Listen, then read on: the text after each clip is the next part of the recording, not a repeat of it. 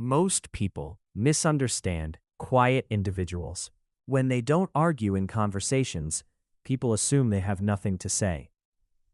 And when they disappear during difficult moments, people assume they gave up. But psychologically, both assumptions are wrong. Because silence and withdrawal are often strategies the brain uses to protect itself. One reason quiet people avoid arguments is energy management. Some quiet people don't debate every opinion they hear, not because they agree, and not because they're unsure. Often, they simply don't see a reason to engage. Debates require energy, and strategic personalities tend to manage that energy carefully. When someone speaks, they are revealing information, how they think, how they process ideas, how emotionally reactive they are. Quiet observers often notice these patterns before they decide whether speaking is worth it. Because once you enter a debate, something changes. The conversation stops being about understanding. It becomes about defending positions.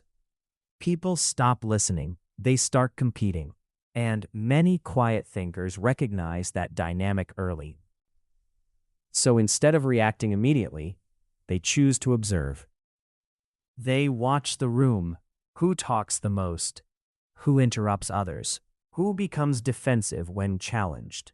All of these small behaviors reveal something about how people think. Silence allows them to gather that information, and information reduces mistakes. Because once you speak, your position becomes visible. And visible positions invite reactions, disagreement, judgment, pressure to defend your view. So, some quiet individuals prefer to listen first, not to agree, not to disagree, but to understand the person in front of them. But silence isn't always just observation. Sometimes it's a deliberate strategy. Strategic personalities often operate with a simple mental rule. Not every opinion deserves a response. Many arguments don't change anyone's mind. They only drain time and emotional energy. So instead of trying to win conversations, quiet observers often focus on something else. Clarity. They want to understand how people think. Because once you understand someone's thinking patterns, you can predict how they will behave. And prediction is power. This is why silence is sometimes misunderstood. From the outside, it can look like hesitation. But internally, it can be analysis, watching, listening, mapping behavior, and deciding when speaking actually matters. Silence doesn't only appear in conversations. Sometimes it appears in people's lives when they're under pressure. A similar misunderstanding happens when people disappear during difficult periods of life, when someone suddenly becomes distant, stops replying, stops showing up, stops explaining themselves. People often assume the worst. They think the person is weak or irresponsible or avoiding reality.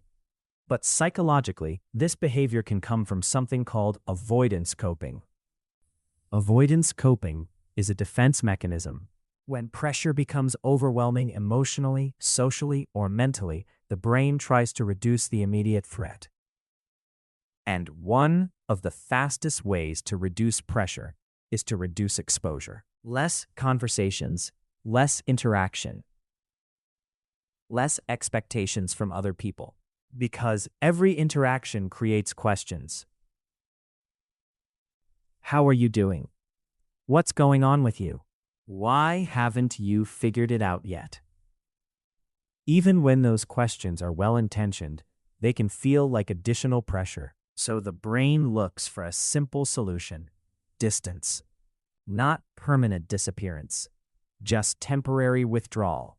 A quieter environment where the person can stabilize internally. For many people, disappearing during difficult moments isn't about rejecting others. For many people, disappearing during difficult moments is not about rejecting others.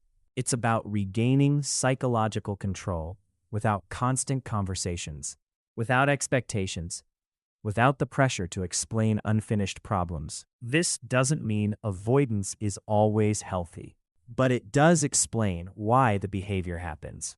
The mind sometimes needs space before it can confront difficulty directly. And for quiet personalities, space often comes through silence. So when you see someone who listens more than they argue, or someone who becomes distant when life gets difficult, it's easy to misunderstand what's happening. But psychologically, silence can serve different purposes. Sometimes it's observation. Sometimes it's energy management. And sometimes it's simply the mind trying to stabilize before facing the world again. Not every quiet behavior is weakness. Sometimes it's just a different way of navigating pressure.